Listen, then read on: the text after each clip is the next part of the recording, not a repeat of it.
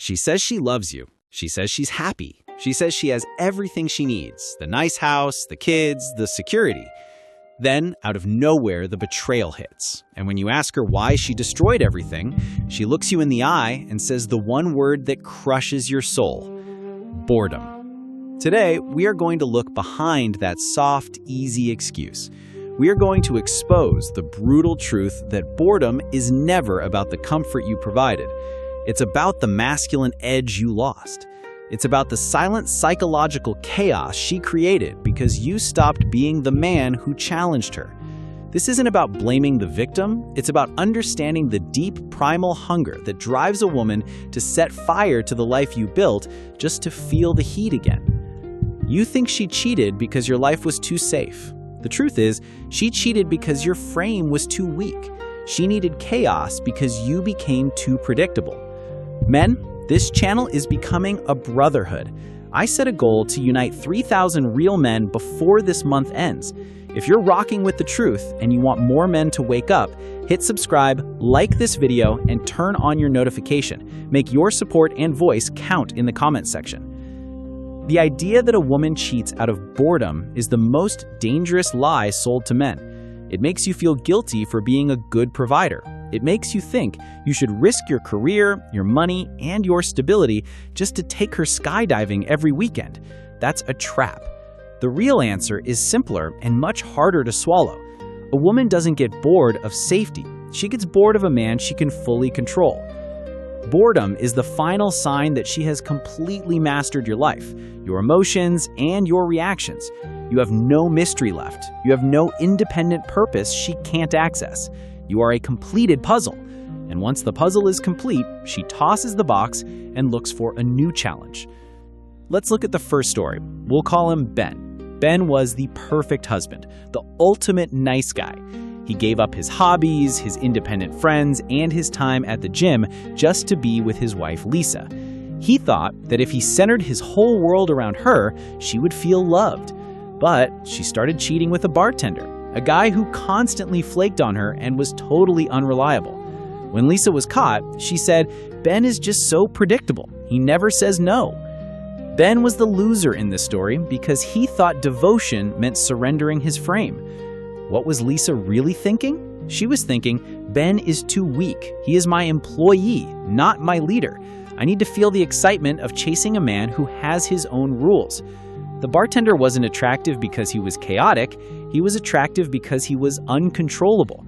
That lack of control gave her the boredom antidote she craved. The core psychological problem here is the failing masculine frame. The man who lives only for his wife is a man who loses her respect. You kill the thrill when you stop having your own mission, your own mountain to climb. You become boring not because you are sitting on the couch, but because your internal world is small. She needs to feel like she is sharing the life of a powerful, purposeful man, not being the warden of a man whose life centers only on her. You have to understand this deep truth to survive in the dating world today. Stop seeking comfort and start seeking power. If you're nodding along and feeling this truth deep in your gut, you need to be a part of this mission. We are building a brotherhood of men who refuse to be passive. Hit that subscribe button, like this video, and make your voice count in the comments section. Now for the second story. Let's look at Mark. Mark was a successful engineer. He made great money and his family was secure. But Mark was lazy in the relationship. He let his wife Susan take over all of the emotional work.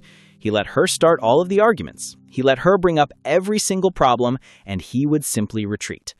Susan started cheating with an old college friend who was always traveling and having wild adventures. She said their life was stale. What was Susan really thinking? She was thinking, Mark is emotionally checked out. I need a man who will argue with me, who will challenge me, who will make me feel something other than peace. Mark was the loser because he thought silence meant strength. He thought avoiding conflict meant avoiding boredom. But true boredom comes from a man who refuses to engage, who refuses to fight for his ideas, and who refuses to lead. She didn't want a manager, she wanted a warrior. Boredom is often a woman's code word for I am not feeling respect or challenge. It's a desperate cry for you to step up and lead her, or else she will find someone outside the marriage who will. Finally, let's talk about the winner. Let's talk about David. David was married to a beautiful, high-energy woman. She started acting distant. She was bored. David saw the signs early. He didn't yell at her. He didn't ask what he did wrong. He didn't plan a sudden trip to Bali. He immediately doubled down on his own purpose. He started training for a marathon he'd always put off. He started taking night classes for a new skill.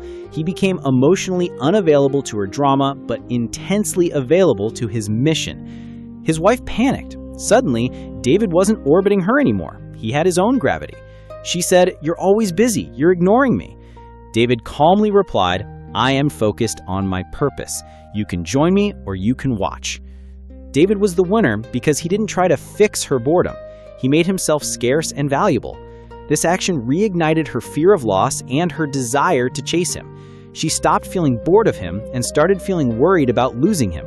The relationship immediately fixed itself, not because he was nicer, but because he was stronger and harder to get. The truth is, a woman who cheats out of boredom is a woman who has an emotional vacuum, and you created that vacuum by shrinking your own world. You must fill that vacuum with your own purpose, your own drive, and your unwavering frame. That is the only antidote to her hunger for chaos. So here is the smart question I want you to answer in the comments below. If boredom is really a coded way of saying, "I need challenge," what is the one habit you have right now that you know is killing your masculine edge and making you too safe? I want your raw truth. Drop your opinion and your honest answer in the comment section. Your truth helps the next man. And if you are ready to be the man who is never boring because he lives on purpose, make sure you subscribe and hit that bell right now. Join the brotherhood.